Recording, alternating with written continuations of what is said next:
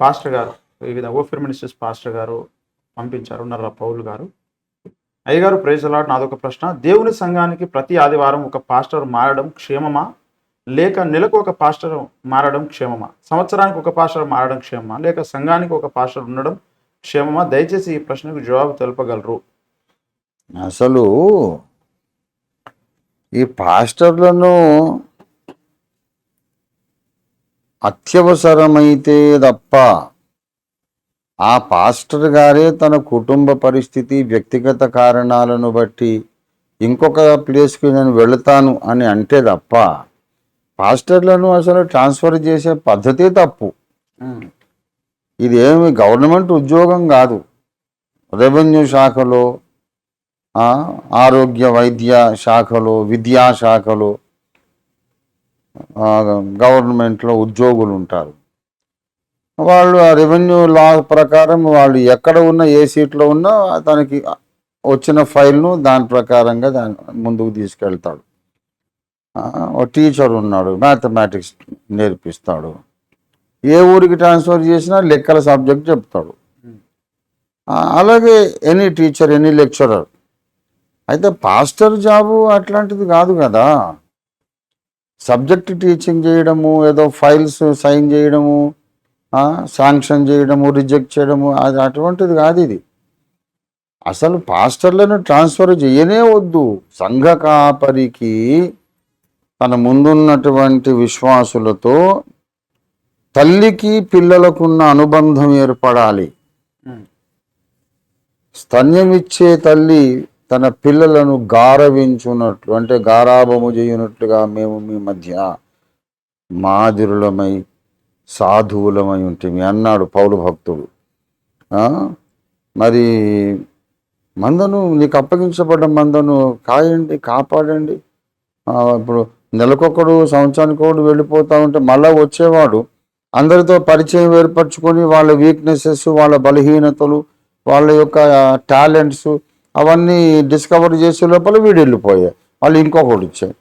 ఆ వచ్చే కొత్తవాడి మనస్తత్వానికి విశ్వాసులు కొంచెం ట్యూన్ అయ్యే లోపల వాడు వెళ్ళిపోయి ఇక ఎక్కడ క్షేమాభివృద్ధి ఉంటుంది? ఒక పిల్లను నెలకొక తల్లి పెంచుతా ఎట్లుంటుంది? సంవత్సరానికి ఒక తల్లి పెంచితే ఎట్లా ఉంటుంది? నో. పాస్టర్లను మొట్టమొదటి పాయింట్ అసలు ట్రాన్స్ఫర్ చేసేది ఉండనే వద్దు. సహవాసానికి ఉన్న అగ్రనాయకుడి దగ్గరికి ఆ పాస్టర్ గారు వచ్చి, అయ్యా నా భార్యకు నాకు ట్రాన్స్ఫర్ అయింది, నా జాబ్. ఎందుకంటే మనము నమ్ముతున్నాం ఓఫిర్ మినిస్ట్రీస్లో సేవకులు రెండు రకాలు. పేతురు వంటి సేవకులు కొందరు, పౌలు వంటి సేవకులు కొందరు. పేతురేమో తమ జీవనోపాధిని వదిలేసి వచ్చినటువంటి సేవకులకు ప్రతీక. జీవనోపాధిని ఒక సూది, ఒక దబ్బడం, ఇంత దారపుండ చేత పట్టుకొని డేరాలు కొట్టుకునే వృత్తి కలిగి ఎక్కడికి వెళ్ళినా ఈ పని చేసుకుంటూ పొట్ట పోసుకుంటూ సేవ చేసిన పౌలు ఉద్యోగాలు చేస్తూ సేవ చేసే సేవకులకు ఆయన ప్రతీక. బ్రదర్ డిజిఎస్ దినకరన్ గారు, అలాంటి వాళ్ళు అనేక మంది సేవకులు ఉన్నారు, గొప్ప సేవ చేశారు. హెబ్రోన్లో భగత్ సింగ్ అయ్య గారు కూడా అలాంటి వాళ్ళు ఎంకరేజ్ చేశారు. మన దగ్గర కూడా ఎంకరేజ్ చేస్తున్నారు. ఏది తక్కువ కాదు, ఏది ఎక్కువ కాదు. ఈ రెండు సమానమే. పౌలు పేతురు సమానమే. ఆ సేవే గొప్పది, ఈ సేవ పనికి మాలింది అనేది ఏం లేదు. జాబ్ చేసుకుంటూ సేవ చేసినా అది దేవుని చిత్తమైతే అలాగే చేయాలి. లేకపోతే ఉన్న వలలు, జీవనోపాధిని వదిలేసి వెంబడించిన పేతురులాగా దేవుని చిత్తమైతే అలాగే చేయాలి. కానీ ఒకవేళ ఉద్యోగంలో ఉన్నవాళ్ళు సేవకులైతే వాళ్ళకి ట్రాన్స్ఫర్ అయింది, లేకుంటే భార్యకి ట్రాన్స్ఫర్ అయింది, లేకపోతే ఇంకేదైనా ఫారిన్ కంట్రీకి వెళ్ళే అవకాశం వచ్చింది, అక్కడ వీళ్ళు వెళ్ళి సత్యస్తంభముగా ఒక సంఘాన్ని కట్టే అవకాశం వచ్చి ఇంకా హయ్యర్ లెవెల్ ఆఫ్ మినిస్ట్రీ అవకాశం ఉన్నప్పుడు వదులుకోకూడదు కదా. మరి ఈ సంఘం ఏం చేయాలి? అప్పుడు సమర్థుడైన నాయకుడిని పంపించి అలాంటి ఎక్స్ట్రా ఆర్డినరీ సిచ్యువేషన్స్లో రీప్లేస్మెంట్ అనేది సంస్థ నాయకుడు చేస్తాడు. అంతే తప్ప అస్తమానం ఏం పనిలేదని ఊరికి వాడిని ఇక్కడ, వీణక్కడ వాడిని ఇక్కడ అట్లా చేయడానికి అవసరం లేదు. దానివల్ల క్షేమాభివృద్ధి కుంటుపడుతుంది. నాకు తల్లి తర్వాత అమ్మ లాంటి వాడు నా పాస్టర్ గారు. ఆయనకు నా విషయాలన్నీ తెలుసు, నా బలహీనతలు, నా బాధలు, నా గాయాలు అన్ని తెలుసు. ఆయన నన్ను గైడ్ చేయగలుగుతాడు. ఆయనకు అన్ని విషయాలు చెప్పి నేను కన్ఫైడ్ చేసి ఆయనలో నేను నమ్మకం ఉంచి అన్ని ఓపెన్ అప్ కాగలుగుతాను. ఆయన నన్ను కృంగదీయుడు, నన్ను బాధ పెట్టాడు, గాయపరచడు, కానీ చేయబట్టుకొని పైకి లేవనైతే ఎంకరేజ్ చేస్తాడు. ప్రధాన కాపరి పైన ఉన్నాడు, ఈయన కనబడే కాపరి. ఆ అనుబంధము ఉన్నంతసేపే సంఘము అభివృద్ధి చెందుతుంది. విశ్వాసులు వ్యక్తిగతంగా క్షేమాభివృద్ధి, తర్వాత సంఖ్య కూడా అభివృద్ధి అవుతుంది. అంతేగాని ఒక 100 మంది సంఘం ఉన్నది, ఒక పాస్టర్ని పెట్టి వీళ్ళందరిని ఒకరినొకరు హలో హలో అనుకునే లోపల మన ట్రాన్స్ఫర్ ఆర్డర్స్ వచ్చేస్తే ఇంకా ఏం పరిచయం చేస్తాడు? అది చేయకూడదు. అత్యవసరమైతే తప్ప transfer. This is point number 1. Point number 2, ఎలాగ అడిగేశారు కనుక నేను ఇంకొక విషయం కూడా చెప్తాను. ఆదిమ సంఘము, నేను ఎప్పుడు చెప్తుంటా, అన్నిటికీ కుదురుబాటు కాలాలు రావాలి, అప్పటిదాకా యేసు ప్రభు వాడు పరలోకవాసిగానే ఉంటాడు, భూమి మీదికి రాడు అనే విషయాన్ని చెబుతూ అందులో మనం ఏమేమి కుదురుబాటు చేసుకోవాలి అంటే సిద్ధాంత దిద్దుబాటు, సంఘములో ఫైనాన్షియల్ మేనేజ్మెంట్ దిద్దుబాటు, సువార్త ప్రకటించే విధానము దిద్దుబాటు, సంఘ పరిపాలనా వ్యవస్థ దిద్దుబాటు, ఇవన్నీ నేను చెప్పాను, ఆల్రెడీ ఉన్నాయి ఇంటర్నెట్లో. అలాగా ఒక రహస్యం బ్రదరన్ చర్చెస్లో మాత్రమే మనకు కనపడే ఒక బ్యూటిఫుల్ అపోస్టోలిక్ సిస్టమ్ ఏంటంటే, ఒక్క సంఘానికి ఒక్కడే పాస్టర్ ఉండడు. Each church has more than 1 pastors. అది మనం అపోస్తలుల కార్యాలలో 14వ అధ్యాయంలో చూస్తాం. 23వ వచనం, 14:23. మరియు ప్రతి సంఘములో వారికి పెద్దలను ఏర్పరచి ఉపవాసముండి ప్రార్థన చేసి వారు నమ్మిన ప్రభువునకు వారిని అప్పగించింది. ఎవ్రీ చర్చ్ హ్యాస్ పెద్దలు, ఎల్డర్స్, బిషప్స్, ప్లూరల్ నంబర్. ఒక సంఘానికి ఒక్కడే పాస్టర్ కాదు. ఇప్పుడు ఏమనుకుంటున్నారంటే, ఒక పాస్టర్ ఉంటాడు, కింద 4-5 పెద్దలు ఉంటారు. అది ఇప్పటి వ్యవస్థ. అయితే పౌలు పద్ధతి ఏంటంటే, పాస్టర్ వేరు పెద్దలు వేరు కాదు. ఈ 5-6 పెద్దలు అన్నారే, వాళ్ళే పాస్టర్స్. ఇక వేరే పాస్టర్ ఎవడలేడు. ఎవడైనా రోగి అయి ఉండనా సంఘ పెద్దలను పిలువనంపవలేను, వారు వచ్చి ప్రభు నామమును నూనె రాచి ప్రార్థించారు. మరి పాస్టర్ ఎక్కడ పోయాడు? ఎందుకు పెద్దలను పిలవాలి అంటే ఇతడే పాస్టర్. ఓకే. అలాగా వాక్యమందు ఉపదేశమందు ప్రయాసపడు పెద్దలను రెట్టింపు సన్మానానికి పాత్రులుగా ఎంచారు. అంటే మరి పాస్టర్ ఎటు పోయినాడు? వాక్యం అంతా వీళ్ళే చెప్తుంటే. కాబట్టి అనేక వచనాల ప్రకారం ఎల్డర్ అన్న, కాపరి అన్న, బిషప్ అన్న, పాస్టర్ అన్న అదంతా ఒకటే. ఈ రోజుల్లో కొంతమంది, ఇప్పుడు ఎట్లుందండి వ్యవస్థ, అందరికంటే కింద విశ్వాసులు, వాళ్ళ మీద కొందరు ఎల్డర్స్, వాళ్ళ మీద కొందరు పాస్టర్స్, ఒక పాస్టర్, ఒక్కొక్క వచ్చేసి ఒక్కొక్క పాస్టర్, ఈ పాస్టర్లందరి మీద ఒక బిషప్. యాక్చువల్గా అపోస్టోలిక్ పద్ధతి అది కాదు. బిషప్ కింద పాస్టర్స్ ఇండివిజువల్గా, వాళ్ళ కింద మళ్ళా 5 మంది బిషప్స్ అని అంటున్నారు. ఈ పాస్టర్ కింద ఉన్నటువంటి ఈ ఎల్డర్సే బిషప్స్, వాళ్ళే బిషప్స్. అది కొత్త నిబంధన క్రమం. కాబట్టి ఇప్పుడు అది చూద్దాం మనం. అది కూడా అపోస్తలుల కార్యాలు 20వ అధ్యాయము 17వ వచనం. 20:17. అతడు మిలేతు నుండి ఎఫెసునకు వర్తమానము పంపి సంఘపు పెద్దలను పిలిపించెను. వారు తన యుద్ధకు వచ్చినప్పుడు అతడు వారితో ఇట్లనెను, నేను ఆసియాలో కాలు పెట్టిన దినము నుండి ఎల్లకాలము మీ మధ్య ఎలాగో నడుచుకొంటినో మీరే ఎరుగుదురు. చాలు. సంఘపు పెద్దలను పిలిపించాను కదా. ఆ పెద్దలతో మాట్లాడుతూ 28కి వచ్చి, దేవుడు తన స్వరక్తమిచ్చి సంపాదించిన తన సంఘమును కాయుటకు పరిశుద్ధాత్మ మిమ్మును దేనియందు అధ్యక్షులనుగా ఉంచను. అధ్యక్షులు అంటాడు అంటే పెద్దలను పిలిపించి మీరు అధ్యక్షులు అంటున్నాడు. తర్వాత అధ్యక్షులను ఎందుకు దేవుడు ఉంచాడు అంటే తన సంఘమును కాయుటకు. ఇది కాపరి పని. సో పెద్దలను పిలిచి మీరు కాపరులు అంటాడు, మీరు అధ్యక్షులు అంటాడు. అవును. కాబట్టి ఎఫెసులో ఉన్న సంఘం, అందులో మన పెద్దలు బహువచనం. కాబట్టి అంతగా మనం ఇంకా సంస్కరణలు ముందుకు రాలేకపోయాం. నెక్స్ట్ స్టెప్ అది జరుగుతుంది. యేసు ప్రభు రాకడకు ముందు ఏ ఎత్తు నుంచి పడ్డామో ఆ ఎత్తుకు మనం వెళ్ళిపోవాలి. ఇప్పుడు పాస్టర్లు ఏంటంటే ఈ సంఘము నా సొత్తు, మా ఆస్తి, మా తాతల నాటి ఆస్తి అన్నట్టుగా ప్రవర్తిస్తున్నారు. సంఘము ఎవరిది కాదు, నాది కాదు, మీది కాదు, ఎవరిది కాదు. సంఘం ఎవరిది కాదు, సంఘం యేసు ప్రభు వారిది. ఆయన స్వరక్తం ఇచ్చి కొన్నాడు. మనం ఏమి ఇచ్చి కొన్నాం సంఘాన్ని?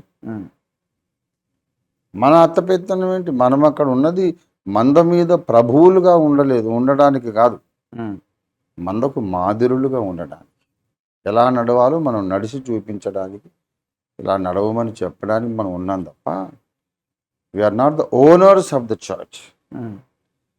We are suppose to be the role model for the church. అంతే. మందకు మనం సేవ చేయాలి, దేవుడు బహుమానం ఇస్తాడు తప్ప వాళ్ళు మన సొత్తు కాదు, మన సేవకులు కాదు. నాకు అప్పగించబడ్డ సంఘానికి నేను వాళ్ళ పాదాలు కడగాలి, వాళ్ళ సేవ చేయాలి. ఇలాంటి అటిట్యూడ్ కలిగిన వాళ్ళను ఒక్కొక్క సంఘానికి సంఖ్యను బట్టి 2, 3, 4. ఏ సంఘానికి ఒకడే కాపరి పౌలు కాలములో లేడు గనుక ఒకడే ఉంచడము, మళ్ళీ వాడిని తీసేయడము, వాళ్ళు ఇంకో అంత చండాలమైన వ్యవస్థ ఇప్పుడు తయారై కనుక పాస్టర్ల మీద సంఘానికి గౌరవం ఉండదు ఇప్పటి సంస్థల్లో. ఒక పెద్దయ్య గారు వచ్చాడు, కొత్తయ్య గారు వచ్చాడు, ఆయన ఎంతసేపు ఉంటాడో తెలియదు. అయ్యగారు ఉన్నంతసేపు ఏదో ముఖస్థుతిగా ఏదో ప్రేమించినట్టు ఇంటికి పిలుచుకొని భోజనాలు పెట్టి చేసి అది చేస్తారు. మన ఇంట్లో ఉయ్యల తొట్లు వేయాలి, శుభకార్యాలు, ఏదైనా దుఃఖకరమైన కార్యాలు ఏవి ఉన్నా ఆయన వచ్చి తన ఏదో పుస్తకం చదివి చేస్తాడు. ఈ లోపల ఆయనకు మళ్ళీ ట్రాన్స్ఫర్ ఆర్డర్ వస్తుంది, ఆయన లోపే వచ్చేస్తుంది, మళ్ళీ ఇంకొకటి వస్తాడు. అటాచ్మెంట్ అనేది లేదు. అంతకన్నా మన లాంటి ఇండిపెండెంట్ సంఘాలు నయం. ఒక కాపరు ఉంటాడు, ఆయన ఒక కన్న తండ్రిగా గౌరవించుకుంటారు, అభిమానము ఏర్పడుతుంది. నాకు చాలా సంతోషం అనిపిస్తుంది. నేను నాటిన సంఘాలు ఎన్నో ఉన్నాయి, నేను అభిషేకించిన సేవకులు నా కళ్ళ ముందే నేను చూస్తుండగానే వాళ్ళు నేను పెట్టిన పాస్టర్ను మా ఆత్మీయ తండ్రి గారని చెప్తారు. అది నాకు గర్వకారణం. నన్ను అన్నాడు కదా ఆత్మీయ తండ్రి అని నేను అనుకోను ఎప్పుడు. నేను అభిషేకించి ట్రైనప్ చేసి నిలబెట్టిన దైవజనుడికి ఇంతమంది పిల్లలు ఉన్నారు. నా అభిషేకము, నేను పెట్టిన హస్త నిక్షేపణం వ్యర్థం కాలేదు. నాకు అతిశయ కారణం కదా. అలాగా 100, 200, 300, 1000 మంది పిల్లలను, ఆత్మీయ సంతతి కలిగినటువంటి దైవజనులు, కొన్ని 100 మంది నా పిల్లలు. అంతకన్నా నాకు కావాల్సిందేమి? ఇదంతా, ఈ ఆస్తి అంతా నాతో పరలోకానికి వస్తుంది. ఈ కట్టే గుడులు రావు.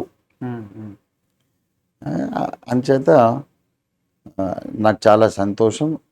మన సంస్థల్లో, మన సహవాసంలో సంఘాలు మాత్రం దైవజనుని ప్రేమించి గౌరవించి, అందరూ నన్నెంత గౌరవిస్తారో నేను నియమించిన పాస్టర్ని కూడా అంత గౌరవించాలి. అది నా ఆజ్ఞ, ఆదేశము, అది నాకు గర్వకారణం. ఇంతవరకు అయితే మనం కూడా ఇంకా పౌలు లెవెల్కి పోలేదు. ఓకే, అంటే ఎలా ఉండాలి సార్? పౌలు లెవెల్కి వెళ్ళాలి. కాపరి తర్వాత బిషప్స్ అన్నారు. అది చెప్తున్నా కదా, కాపరులే బిషప్స్. కాపరి వేరు, బిషప్ వేరు అనొద్దు.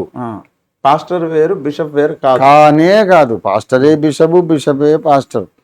అందుచేత ప్రతి సంఘములో, అగాపే సంఘంలో కూడా ఈ దిద్దుబాటు రావాలి. అయితే అంత మెచ్యూరిటీ కొరకు నేను ఎదురు చూస్తున్నా. ఇప్పుడు నేను అట్లా చేస్తే మొత్తం గలిబిలి గందరగోళం అయిపోయింది. ఓకే, ఇప్పుడు నా పిల్లలైనా, నా శిష్యులైనా ఇప్పుడు వెలుగు కావాలి, కానీ ఒక్కసారి సూర్యుని మనం చూడలేం కదా, అవును. మొత్తం కలిపోతాయి. అలాగా సంస్కరణ కావాలి, కానీ సంస్కరణలో హయ్యెస్ట్ మెట్ ఏదైతే ఉన్నదో అది ఒక్కసారిగా భరించలేరు జనాలు. ఇప్పుడు ఫర్ ఎగ్జాంపుల్ మీ సంఘానికి నేను వచ్చి, నువ్వు ఒక్కడివే కాపరివి కాదు, నీతో పాటు ఇంకా ముగ్గురు ఉండాలని పెడితే you will not be happy. అవునా కాదా? ఎందుకంటే ఎక్కడో వేరే ఊరు నుంచి దేవుని చేత నడిపించబడి జహీరాబాద్కి వచ్చి అక్కడ కష్టపడి ప్రయాసపడి ఎవ్వరు కానుకలు ఇవ్వని పరిస్థితులు, ఎక్కడ ఉండాలో తెలియదు, అక్కడ కష్టపడి సువార్త చెప్పి కొంతమందికి బాప్తిస్మాలు ఇచ్చి రక్షణలోకి నడిపించి ఓ చిన్న స్థలాన్ని ఏదో సంపాదించి ఒక షెడ్ వేసుకుని ఎంత కష్టపడితే సంఘం తయారైంది. అయిన తర్వాత ఇప్పుడు నేను వచ్చి ఇంకో ముగ్గురిని అందులో పెడతానంటే అది డెఫినెట్లీ ఆబ్జెక్షనబుల్ అనిపిస్తుంది కదా. ఏంటి గారు ఇంకా ముగ్గురిని పెడతారా? మరి నేను జహీరాబాద్కి వచ్చినప్పుడు రాత్రింబవళ్ళు ప్రాణాపాయ స్థితిలో సువార్త ప్రకటించడం, ఈ ముగ్గురు ఎక్కడ చచ్చారు అప్పుడు? నాతో పాటు అధికారుల వీళ్ళు? No, this is not right అనిపిస్తుంది. కాబట్టి నేను చాలా కాలం కింద కడబూరా మ్యాగజైన్లో ఇత్తడి డాళ్ల వ్యవస్థ అని రాశారు. సొలొమోను బంగారపు డాళ్ళు చేయిస్తే ఐగుప్తు రాజైన షీషకు అవి ఎత్తుకుపోయినాడు. అయితే వెనుక రెహబాము వచ్చాడు. బంగారముతో డాళ్ళు చేయించే స్తోమత వీడికి లేదు, కానీ బంగారం లాగా కనపడాలి, అట్లనే ఎల్లో మెటీరియల్ షైనింగ్గా ఉండాలి, కానీ నాకు డబ్బులు అన్ని లేవు గనక బంగారపు డాళ్ల స్థానములో ఇత్తడి డాళ్లను జయించినాడు రెహబాము. ఇప్పుడు పౌలు కాలము నాటి బంగారపు డాళ్ళు ఇక్కడ లేవు, మనమందరం ఇత్తడి డాళ్లతో పని నడుపుకుంటున్నామని నేను ఒక ఆర్టికల్ కడబూరలో రాసి, పాతోళ్ళు ఎవరికైనా ఇప్పుడు ఈ ప్రోగ్రామ్ వింటుంటే వాళ్ళు దాన్ని లొకేట్ చేయగలిగితే మహాసముద్రం కదా మన టీచింగ్స్. ఎన్నో వేల వేల వేల వేల ప్రసంగాలు, ప్రింటెడ్ పేజీ, మళ్ళీ స్పోకన్ వర్డ్. అయితే కొంతమంది old people they can locate. ఇప్పుడు జరిగేది ఓఫీర్ మినిస్ట్రీస్లో కూడా ఇత్తడి డాళ్ళే నడుస్తుంది. గోల్డ్ డాళ్ళు, బంగారం లేవు లేవు. అయితే అది వస్తుంది, ఆయన పని మనం చేయగలిగేది కాదు. సంఘానికి ప్రభువు నిర్మాణకుడు ఆయన యేసయ్య పరిశుద్ధాత్మదేవుడు కనుక ఆయన చేసుకుంటాడు. అయితే నాకు ప్లాన్ తెలుసు, ఆ స్కెచ్ తెలుసు, కానీ ఎగ్జిక్యూట్ చేసేది నేను కాదు కదా. నేను చేస్తే మొత్తం కూలిపోయి కంగారు అయిపోతుంది. అంటే ఇప్పుడు అపోస్తలుడైన పౌలు భక్తుడు ఒక సంఘానికి ఎంతమంది పాస్టర్స్ను నియమించాడు, వాళ్ళు ఏమేమి బాధ్యతలు కలిగి ఉన్నారు? ఇప్పుడు ఆ బాధ్యతల విషయం ఇందాక నేను చెప్పాను. మొట్టమొదటి కాయుటకు అన్నాడు. అపోస్తలుల కార్యాలు 20-28 వచనంలో సంఘమును కాయుటకు మిమ్మల్ని అధ్యక్షులుగా అని అన్నాడు. అంటే కాపాడాలి. ఆ తర్వాత 1 తిమోతి 5:15లో బాగుగా పాలన చేయు పెద్దలను అన్నాడు. అంటే సంఘాన్ని పరిపాలించే బాధ్యత పెద్దలది. 5:17 బావుగా పాలన చేయు పెద్దలను విశేషముగా వాక్యమందు ఉపదేశమందును ప్రయాసపడు వారిని రెట్టింపు సన్మానమునకు పాత్రులుగా ఎంచవలెను. అంటే పాలన చేయుట, పాలన ప్లస్ వాక్యమందు ఉపదేశమందు ప్రయాసపడుట. అక్కడేమో కాపాడుట, కాయుట, ఇక్కడ వాక్య పరిచర్య చేయటము అండ్ రూలింగ్, గవర్నింగ్, ఈ 3 అయిపోయినాయి. తర్వాత యాకోబు 5:14. యాకోబు 5:14 మీలో ఎవడైనా రోగి అయి ఉన్నాడా, అతడు సంఘపు పెద్దలను పిలిపింపవలను, వారు ప్రభు నామమున అతనికి నూనె రాచి అతని కొరకు ప్రార్థన చేయవలను. మరి ఇప్పుడు రోగి అయి ఉంటే పాస్టర్ని పిలవాలంటే లేదు కదా. సంఘపు పెద్దలను పిలిపింపాలని ప్లూరల్ రాశాడు. మరి పాస్టర్ ఏం చేస్తున్నాడు? పాస్టరే వీడే పాస్టరు, అందుకే ఇంకా వేరే పాస్టర్ లేడు, పెద్దలే పాస్టరు. పాలన చేసేది పెద్దలే అన్నాడు. వాక్యమందు ప్రయాసపడేది, ఉపదేశమందు ప్రయాసపడేది పెద్దలే అన్నాడు. సంఘమును కాయుటకు పెద్దలే నియమించబడ్డారు. రోగి అయి ఉంటే వెళ్ళి చూడాల్సింది వీళ్ళే అన్నాడు. మరి రోగులను దర్శించడము పెద్దలే చేయాలి, సంఘ పరిపాలన పెద్దలే చేయాలి, కావలి కాయుట పెద్దలే చేయాలి, వాక్య పరిచర్య పెద్దలే చేయాలి. పాస్టర్ ఏం చేస్తున్నా గడ్డి బీక్తున్నాడా? వీళ్ళే పాస్టర్, ఇంకోటి లేడు. ఆ వ్యవస్థ ఇప్పుడు మనం రావాలంటే మనోళ్ళందరూ ఏమంటారంటే, ఇది నేను కట్టుకున్న సంఘము, నువ్వేందయ్యా ఇల్లు బీకంతా పందిరేస్తున్నావు, వీళ్ళు నా బిడ్డలు, నేను సువార్త చెబితే నమ్మారు, బాప్తిసం ఇచ్చాను, ఏదో వాళ్ళు కానుకలు ఇస్తున్నారు, సువార్త చెబుతున్నాము, అంతేగాని నువ్వేంటి మరి ఒక్కడు కాదు 5 కాపర్లు అంటావేంటి అని తిరగబడే అవకాశం ఉంది. అందుకే ఐఎమ్ అలవింగ్. ఇది నేను నా సేవా జీవితం మొదటి సంవత్సరంలో చేసిన ప్రసంగం, 45 ఏళ్ల కింద చెప్పిన ప్రసంగం. ఇప్పుడున్న వ్యవస్థ అంతా కూడా రెహబాము కాలంలో ఆయన ఎల్లోగా కనపడాలి, కానీ అది గోల్డ్ కాదు, గోల్డ్ కాకపోయినా గోల్డ్ లాగా ఉండాలి అని ఏదో మనం పుట్టించుకున్న ఇత్తడి డాళ్ల వ్యవస్థ అనే సంగతి నేను అప్పుడు చెప్పాను. అదే ఇంకా కొనసాగుతుంది. మరి ప్రభువు ఎలా చేస్తాడు? ఆయన సర్వసమర్థుడు. సరే, ఇప్పుడు ఒక సంఘములో 5 సేవకులు ఉంటే ఇప్పుడు ఎవరెవరు ఏమేమి బాధ్యతలు పంచుకోవాలా, లేకపోతే ఒకే పని అందరూ చేయాలా? పెద్ద అన్నవాడు ఈ 4 పనులు చేయాలి. ఓకే. అయితే వాళ్ళు కలిసి మళ్ళీ కూర్చొని ప్రార్థన చేసి, ప్రతి సమస్య కొరకు ప్రార్థన చేసి, వాళ్ళు బాధ్యతలు పంచుకొని, ఒక వారం ఒకరు వాక్య పరిచర్య. ఇప్పుడు మనకు 2 దశల ఆరాధన కూటాలు ఉంటాయి. ఫస్ట్ ఏమో వాక్య ఉదక స్నానము, ప్రభురాత్రి భోజన సంస్కారం, తర్వాత మళ్ళీ శుభ్రమైన హృదయంలో వాక్య విత్తనాన్ని విత్తడం, 2 ప్రసంగాలు. అలాగా ఒక వారం 2 పెద్దలు డ్యూటీ చేస్తారు, ఇంకో వారం ఇంకో 2 పెద్దలు డ్యూటీ చేస్తారు. అలాగా పంచుకోవాలి. ఎందుకంటే ఇప్పుడు డ్యూటీ చేయలేని పరిస్థితుల్లో ఈ 4 5 డిపెండింగ్ ఆన్ ది నంబర్. ఇప్పుడు 1000 మంది సంఘం అయిపోయారు అనుకోండి, మరి అప్పుడు 2 పెద్దలు 3 పెద్దలు సరిపోరు, ఒక 10-20 మంది అని ఉండాలి.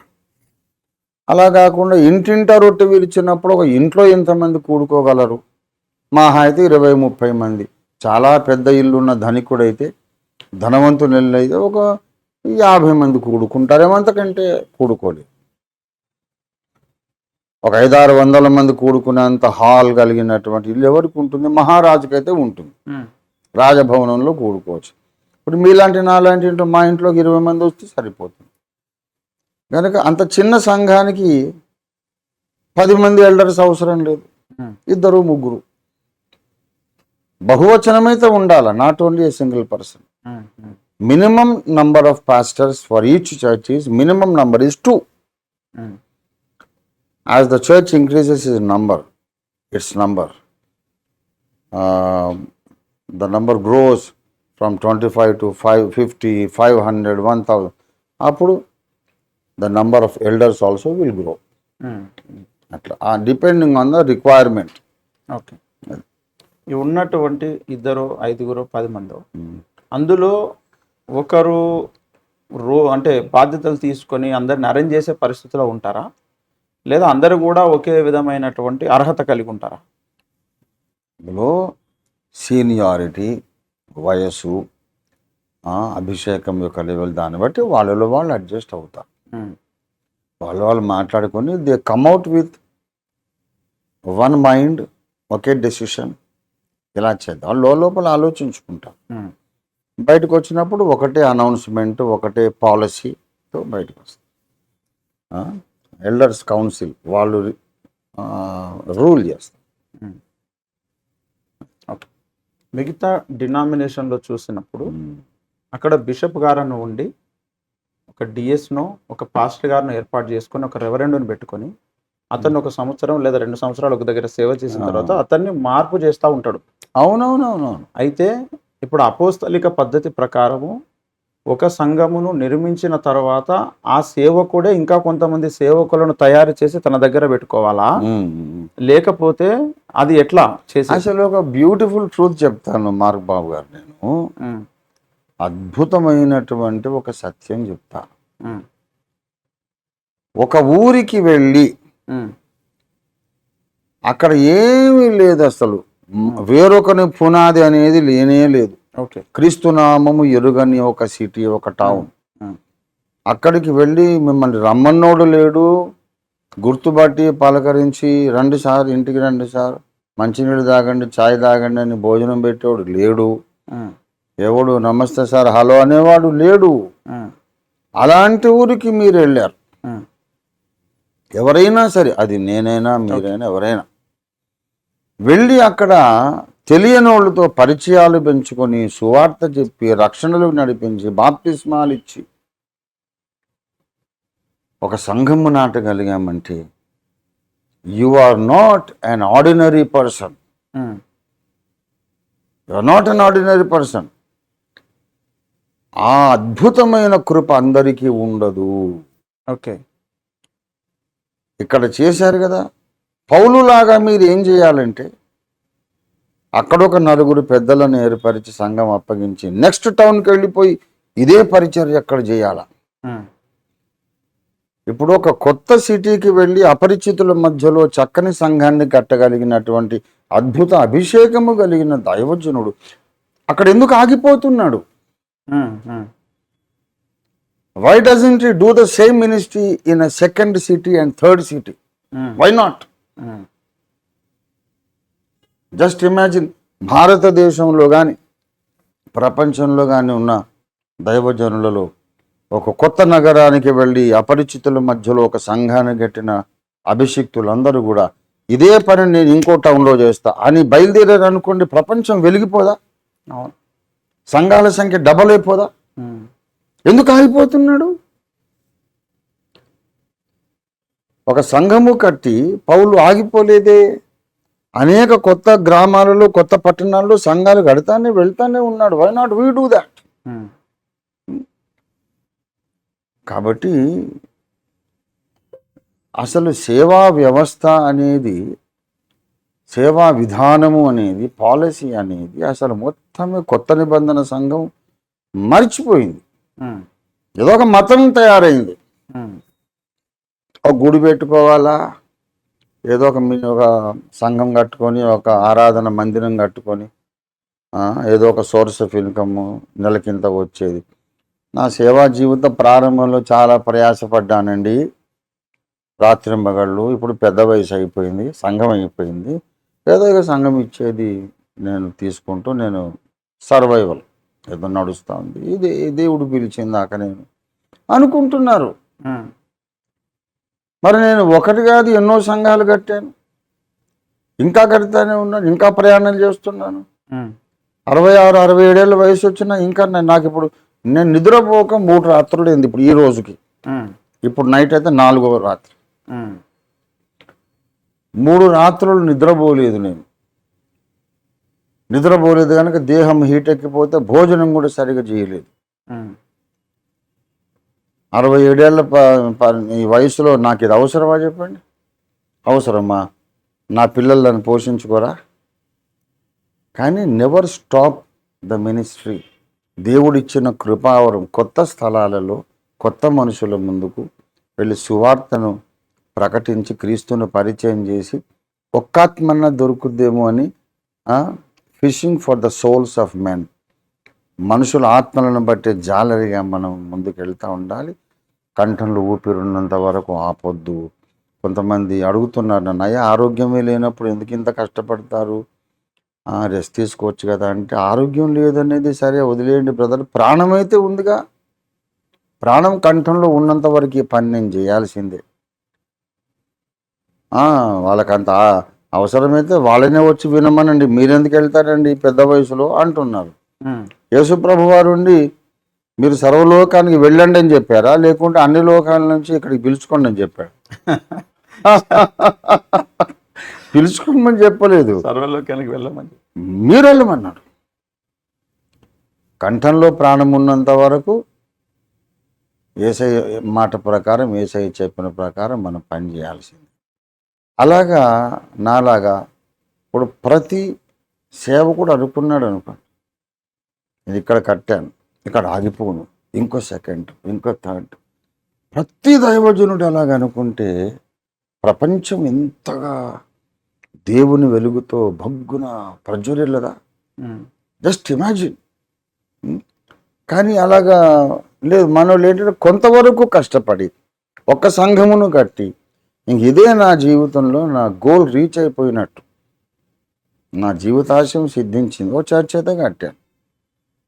మరి చాలు. ఒక చర్చ్, ఒక మందిరం ఉంది, ఒక సంఘం ఉంది, ఒక కారు ఉంది. నా పిల్లలు పెద్దోళ్ళు అవుతున్నారు, మరి వాళ్ళ సంగతి చూడొద్దు. సన్యాసిన నేను ఎప్పుడు ఊళ్ళు తిరుగుతూ ఉంటే ఎట్లాగా? ఆ మైండ్ సెట్కి వచ్చేసారు. అట్లా కాకుండా మనం పౌలు మైండ్ సెట్లోకి రావాలంటే ఈవెన్ అగాపే సైనికులు, ఓఫిరిస్టులు కూడా ఇంకా 4-5 మెట్లు పైకి ఎక్కాలి. ఎక్కుతారు, దేవుడు ఎక్కిస్తాడని నా నమ్మకం. Okay okay sir, okay, thank you so much.